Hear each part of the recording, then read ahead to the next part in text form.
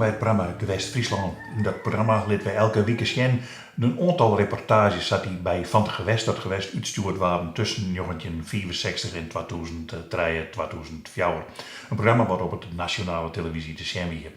De Friese redacteur was eigenlijk in die jaren altijd Johan van der Zee. Maar Johan, ik liet je nou net zeggen, wij beginnen even met een reportage die we uitstuurden in het voor de Johan van der Zee's tijdrek.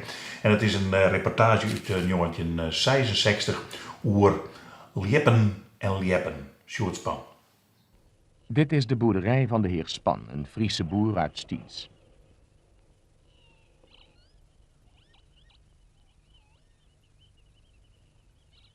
Terwijl in de rest van Nederland het zoeken van kievietseieren vanaf de 12e april verboden is, mogen de Friezen tot en met de 19e eieren rapen. Dinsdags jongstleden, de 19e april, kon het dus nog. Op de auto werd de pols meegenomen, want zonder deze polsstok zou het onmogelijk zijn over al die slootjes en sloten te komen die het lage Friese land kent.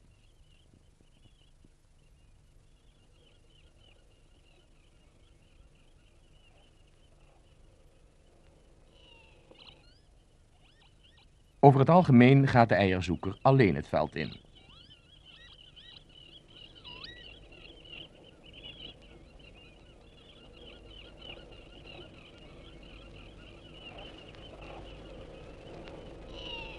Een ervaren kievitseierenzoeker kan aan het gedrag van de vogels zien waar zich het nest ongeveer moet bevinden. Op dit veld vond de heer Span niets, dus dan maar een sloot over.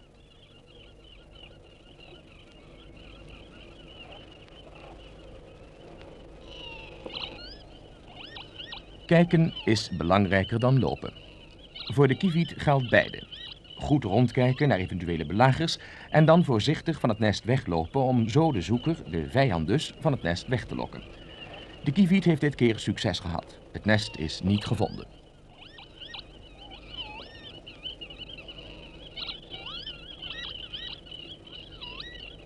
Hier schrikt de leggende kieviet op en met spoed, doch omzichtig, verlaat ze haar eieren. Ze sluipt door het gras, af en toe op- en omkijkend, maar steeds verder van het wordende broed, in de hoop dat ze haar belager voldoende misleidt.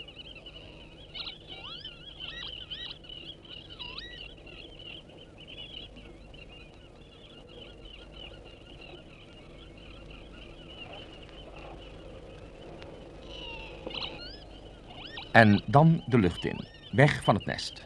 De ervaren kievitseierenzoeker is moeilijk te misleiden.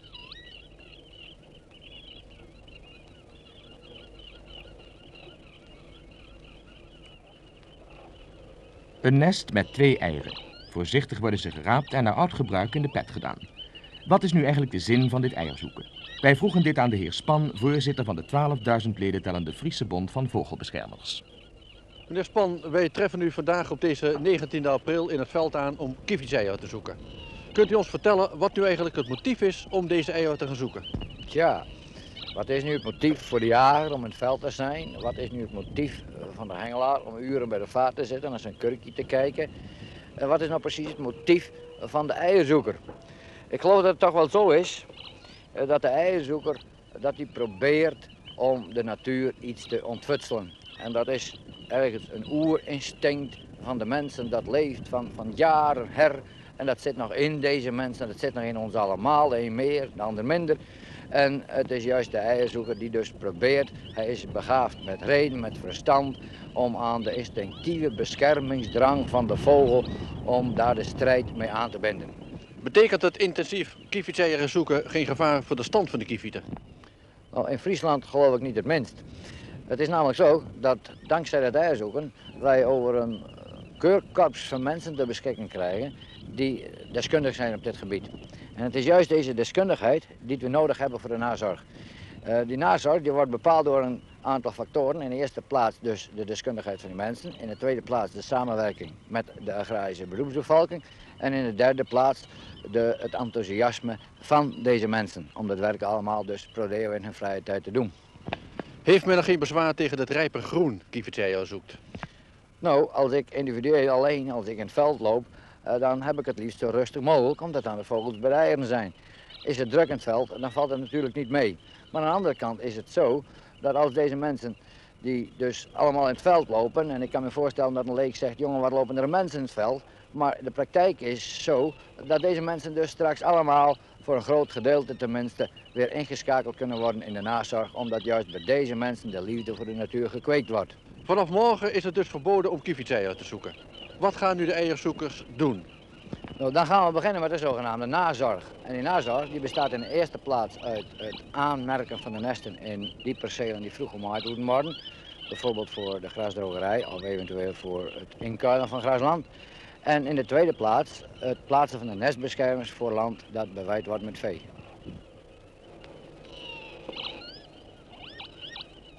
Van eierzoeker tot vogelbeschermer. Een Fries voorbeeld dat navolging verdient.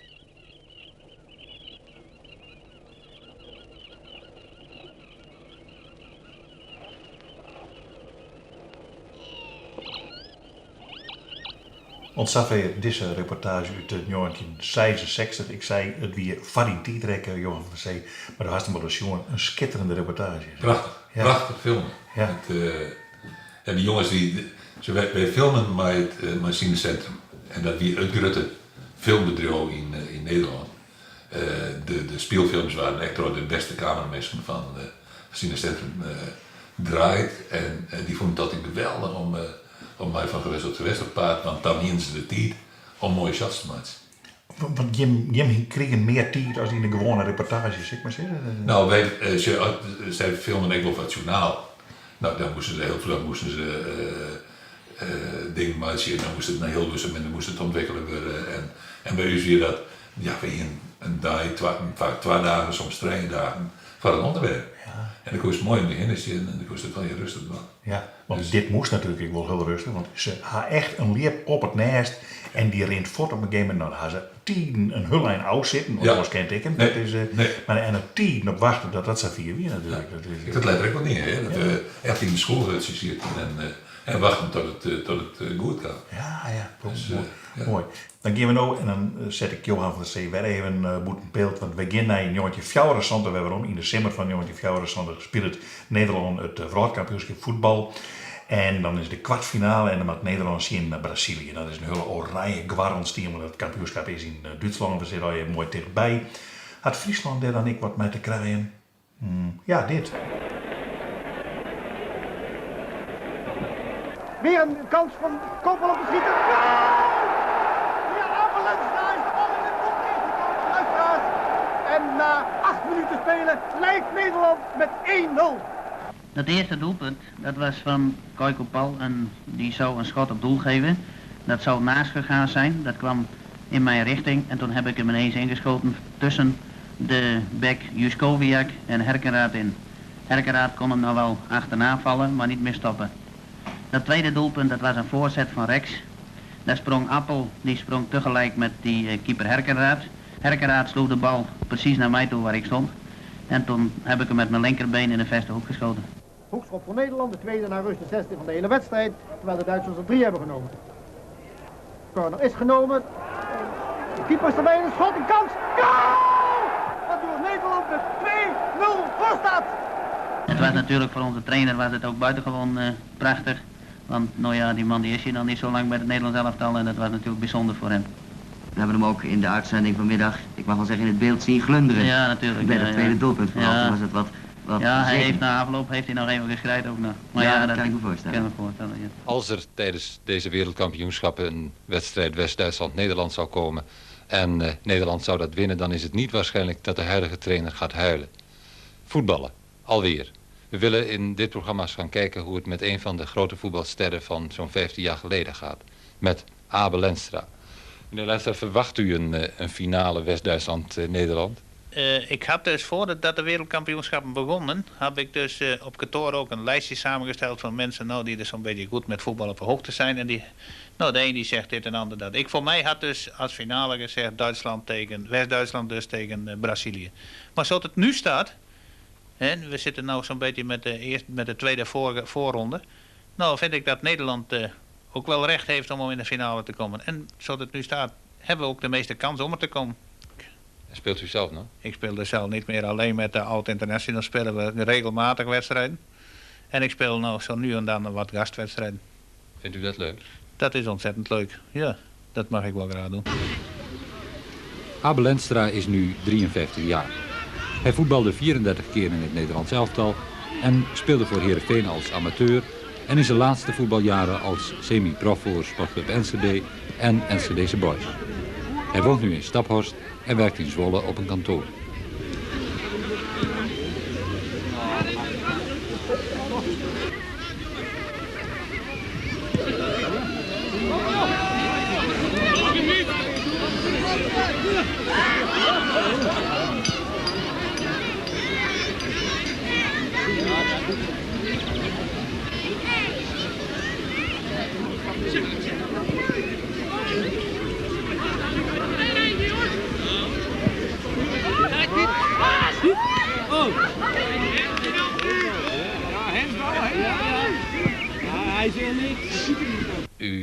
U liep niet zo verschrikkelijk veel, hè?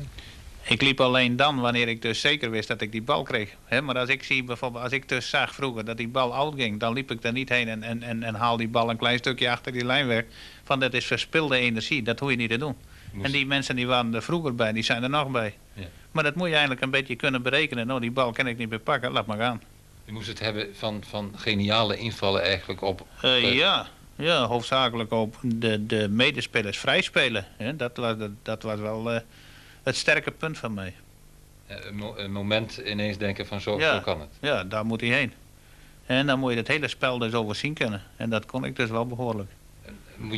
Moet dat aangeboren zijn eigenlijk? Ja, dat kan een trainer je niet leren. Een trainer die kan je dus wel een bal leren stoppen en een bal behoorlijk afgeven. Dat kan je allemaal leren, maar het overzicht, je hebt overzicht of je hebt het niet. Dat kan je niet leren. U stond soms helemaal verloren ergens op een plekje en dan ineens was er een doelpunt. Ja, maar ja, dat heb ik ook vaker nog gehad. Dan zei men wel eens, ja, hij staat al altijd, dan komt de bal toevallig. Maar wanneer er dus een vrije trap of zo over die keeper gaat, of die keeper kan er dan net bij, dan moet je dat kunnen berekenen. Nou, hij kan hem nog zoveel pakken. Dus daar moet hij ongeveer terechtkomen. Daar stond ik dan in de regel ook wel.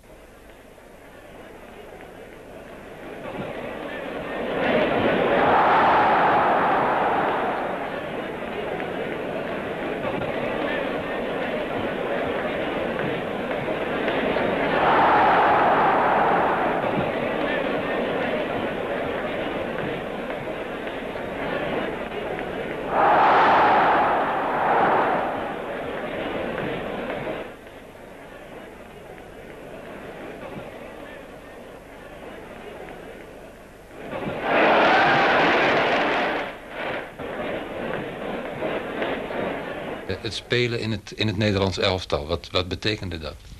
Nou, ik kwam dus uit Hoge Noorden, uit Friesland. En dat betekende toen voor een Fries heel wat. Ik was dus de eerste Fries ook die het in het Nederlands elftal kwam. En misschien ook wel de laatste, ik weet het niet. Maar ik moest dus spelen altijd met allemaal Hollanders.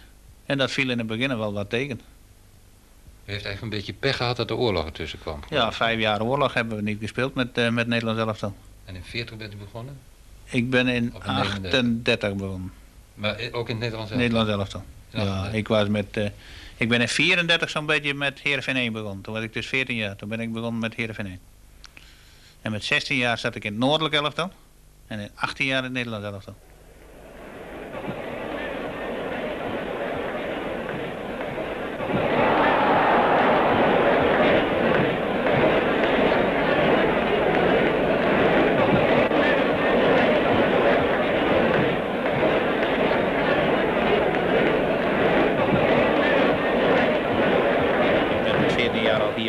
En dat is de toptijd van mij geweest hier. Ik kan me een verhaal, meneer Lensen, herinneren over een wedstrijd tegen Ajax, waar nogal een behoorlijke achterstand was. Sensatie. 5-0 achter, later 5-1 met de rust, dacht ik. En ongeveer kwart voor het afloop, kwartiertje nog, toen maakten wij in dat kwartier nog 6 doelpunten. Maar de meeste mensen, maar er waren al diverse mensen, die waren weg. Die hadden het helemaal niet meer gezien. Ja. En die schrokken er later van dat we nog gewonnen hadden. Er zijn ook mensen die met kapotte hoeden en kapotte kleren hier vandaan gekomen, geloof ik. Dat geloof ik wel, ja. Als ik bij de politie zo hoorde wat voor kledingstukken er allemaal achtergebleven waren, nou, dat was veel hoor. Ja, maar ze liepen ook door die sloten. Daar kwamen ze hier binnen. Er was geen ruimte meer om via een kaartje een plaats te krijgen, maar ze wouden op het veld wezen. En dat was, het leidde soms tot chaotische toestanden, maar ja. Van er is hier een oud vrouwtje bij de ingang geweest, die wou helemaal niet naar het voetballen toe. Nee. Maar die moest met die run mensen moest die mee, die werden mee opgenomen. Waar is uw kaartje? Ja. Ja, ik heb geen kaartje. Nou, wat doe je dan? Ja, ik wil hier ook niet wezen, zei ze. Was het nou een eer om voor Heerenveen te spelen? Wat? In die tijd wel. Oh, Een grote eer. als je me nou... Dat zou ik u vertellen. Een eer, en als dat niet was, dan konden ze in het eerste elftal konden ze het niet gebruiken. Dat was, nou, ik zou zeggen, die shirt, dat betekende wat voor de jongens. Dat was niet zomaar een gewoon overhemd, hoor. Dat ze weer zaterdags weer uitdeden in de school. Nee, dat betekende wat. Met name ook omdat het de Friese vlag was? Of? Nee, nou, dat weet ik niet. Misschien wel mee, maar het was de shirt van hun club. En die club die betekende voor hun nou alles. De trainingen enzovoort. Bij abominabel slecht weer, bij sneeuw, bij harde ijsgrond. Ja. Nou, dat ging altijd door en behoorlijk intensief.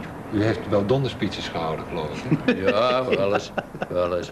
Je probeerde van hart tot hart iets kwijt te raken wat je meende dat een club als Heerenveen moest wezen. Je wou het eigenlijk ideeel gesteld een leerschool voor het leven maken, die voetbalclub. En daar probeerde je iets van over te dragen wat je zelf beroerde aan de jongens. Bij de een gelukte dat beter dan bij de ander. Maar op die manier probeerde je steentje bij te dragen. Je kan natuurlijk met mentale begeleiding wel een elftal dat bestaat uit goedwillende voetballers en die er ook wel wat van konden. Daar kan je natuurlijk wel bepaalde prestaties mee leveren.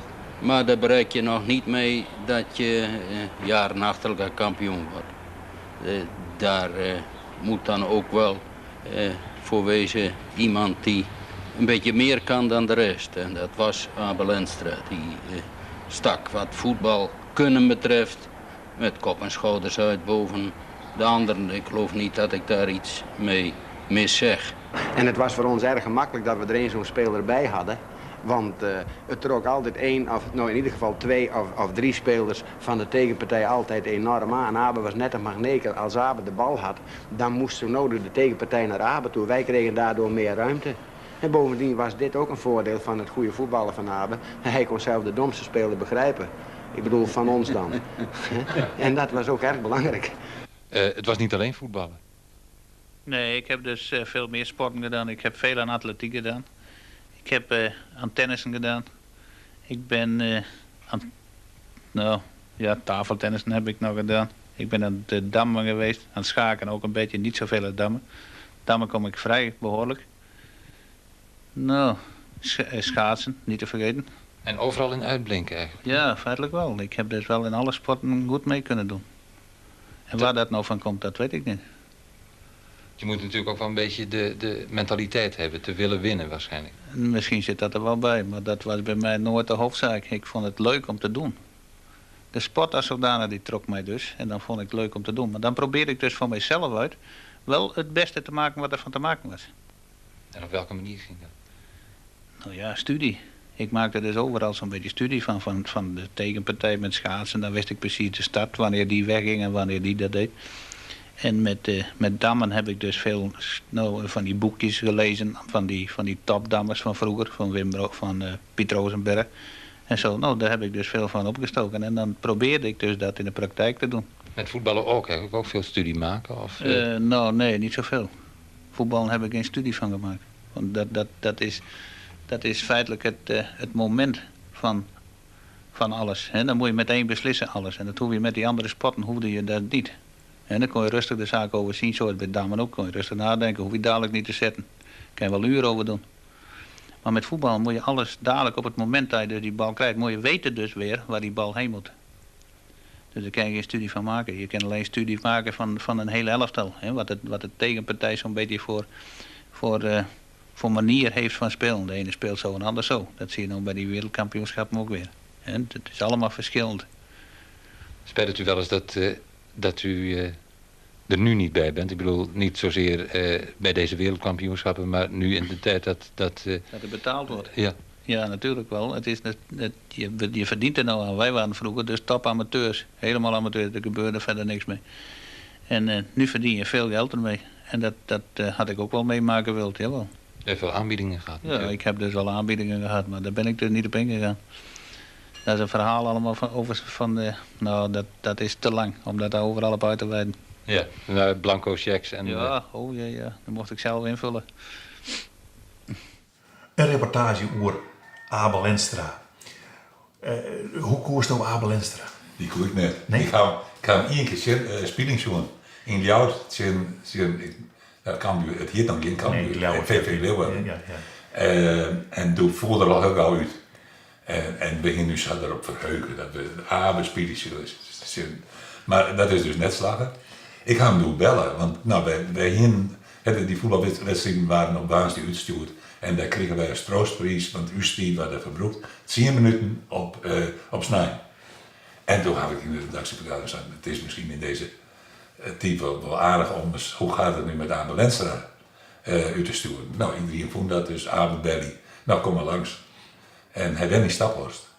En ik kom daar en het eerste domme wat ik weer, ik weet niet veel van voetballen. Wat doe je hier daar? Zei Abel. En vervolgens zei hij, wat levert dit op? Ik zei, wat levert dit op? Wij betalen net. Oh, hij zei, ja, maar al die andere mensen van oud-internationals, die krijgen altijd geld. Nou, ik zei, mijn baas maar even bellen. En mijn baas bellen en die bellen wij met Bob Spaak, dat is de baas van sport. En die zei, ja, wij betalen die mensen altijd 150 goenen. Nou, ik zei, als je na 150 goenen, dat is het best.